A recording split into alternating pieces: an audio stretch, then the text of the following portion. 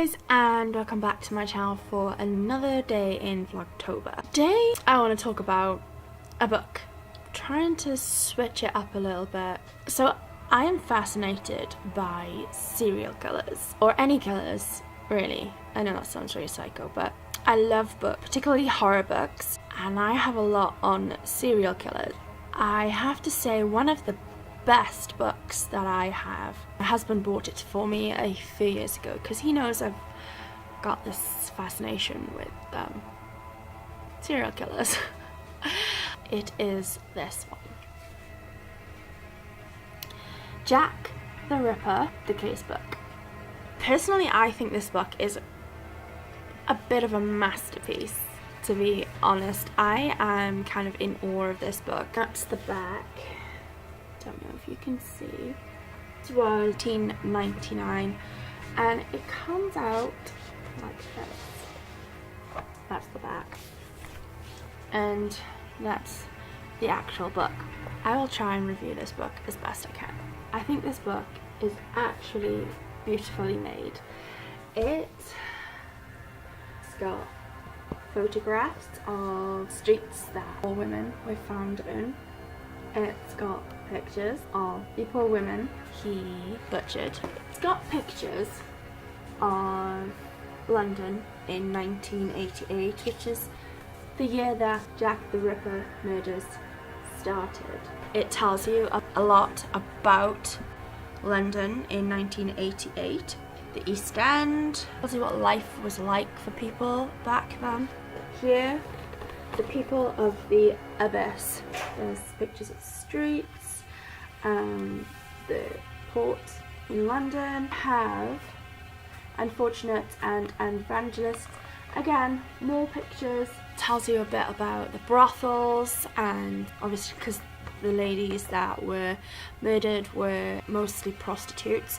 Tells you about the state of how people lived back then. Policing Jack the Ripper are the people that were trying to catch him. He was in charge of the case. These are detectives that were on the case as well. This is when the murders began. Pictures were the junction there, somewhere there, was where Emma Smith was attacked in April 1888, and down here is where Martha Tabram spent her nights on the high street in Whitechapel, drinking in the pubs. That looks absolutely gruesome. But in here we have documents. Take the documents out, and here we have the actual police reports of from when they found the bodies.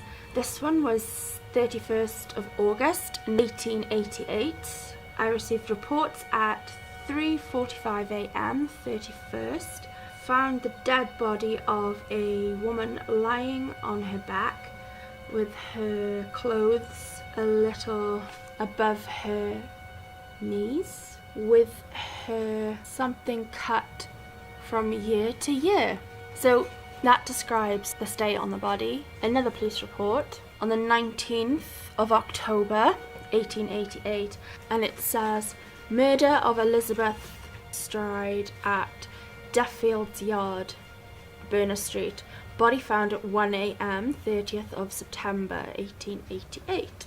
I beg to report that the following are the particulars respecting the murder of Elizabeth Stride on the morning of 30th of September 1888. 1 a.m. 30th of September, a body of a woman was found with the throat cut, but not otherwise mutilated, by Louis something, secretary to the Socialist Club, inside the gates of Duffield's Yard in Burner Street, Commercial Road East, who gave information to the police, proceeded with them to the spot and sent for doctors Blackwell and Phillips. Body examined by the doctors, who pronounced life extinct.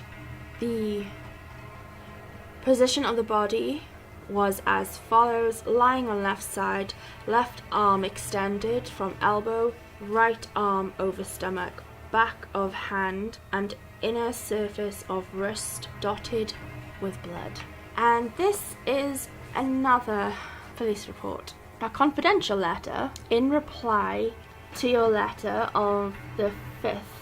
I enclose a report of the circumstances of the Mitre Square murder so far as they have come under the notice of the Metropolitan Police, and I now give an account regarding the writing on the wall in Colston Street, which I have already particularly explained to Mr. Matthews verbally.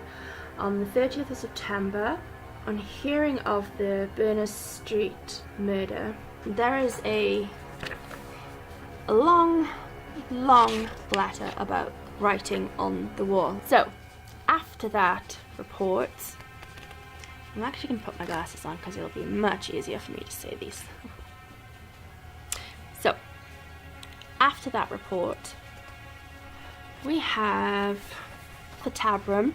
A lot of people think that she was actually the first victim, but she's not actually the official first victim of Jack the Ripper. But this is where she was found.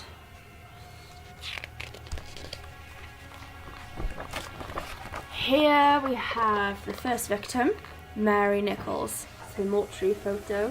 That's what it looked like when she was found. And here is a plaque that you can actually find in London.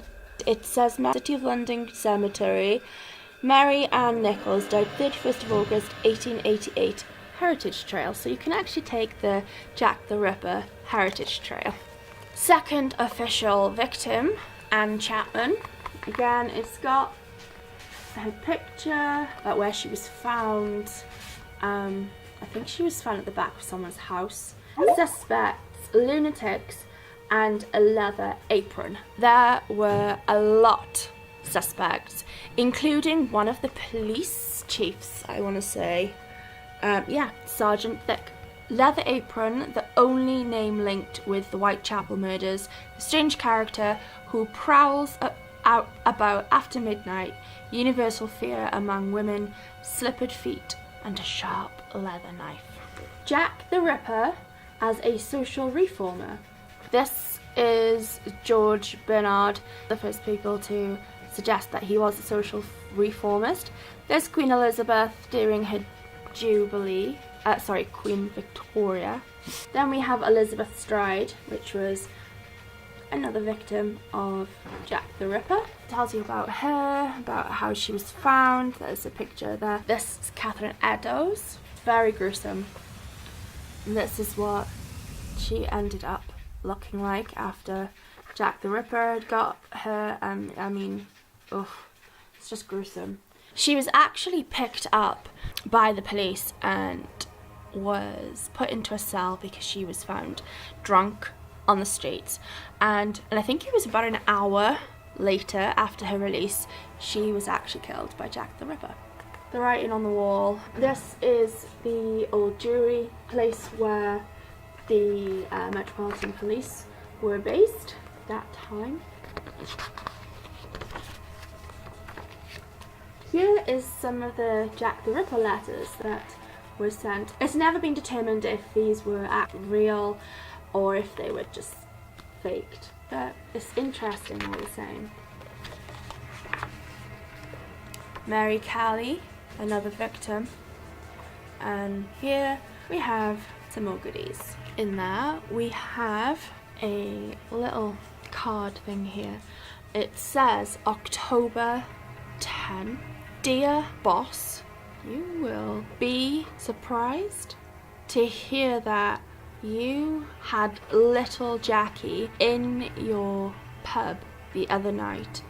What fun to think the police were making for me at the East End, which I was enjoying my little self. Goodbye. But I will see you. Yours truly, Jack the Ripper. And it's got a drawing here. And it says, this is my photo of Jack the Ripper. And another one here, which actually says, from Hell, another one here. And then we have this confidential report or letter. It's really difficult to read the writing. After the letters, the rest of the Mary Kelly report, there is what she looked like. Here is more murders. Then we have, did Jack the Ripper show medical knowledge? It is thought that he did at least a little bit of medical knowledge because his cuts were very neat and precise. There is a picture of Dr. Phillips, who examined the body of Frances Cole, I think, and that is what he drew of her autopsy. It's almost certainly that he wasn't Jack the Ripper, but he carried out a lot of sick murders. Here we have Montague John Druitt. He was suspected of being Jack the Ripper, and there's a picture of him there. Aaron Kosminski, which is another suspect. Michael Ostrog, also thought to have been Jack the Ripper. George Chapman, also another suspect. Francis Tumblety, another suspect. And in here we have more goodies. So we have police notice to the occupier on the mornings of Friday the 31st of August, Saturday the 8th and Sunday the 30th of September 1888, women were murdered in or near Whitechapel, supposed by someone residing in the immediate neighbourhood. Should you know of any person whom suspicion is attached, you are earnestly requested to communicate at once with the nearest police station, Metropolitan Police. And that is what it looks like. Here we have a letter from the Commissioner of the Metropolitan Police. We have another report on a Whitechapel murder from the Metropolitan Police. And here we have a newspaper page that illustrated police news, law courts and weekly record. And it's basically depicting the whole entire thing. So then it goes on here about Scotland Yard in New York and James Maybrick, who was actually murdered by his American-born wife, Florence.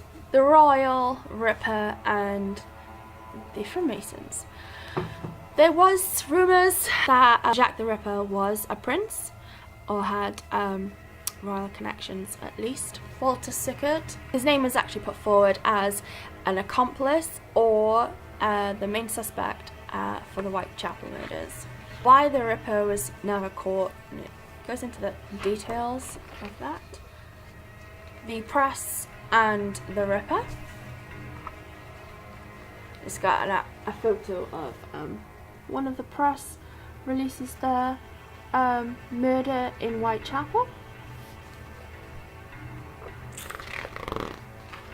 Jack the Ripper, London today. So these are pictures of London today that are the same as they were back in Jack the Ripper's days. So here is that really eerie alleyway.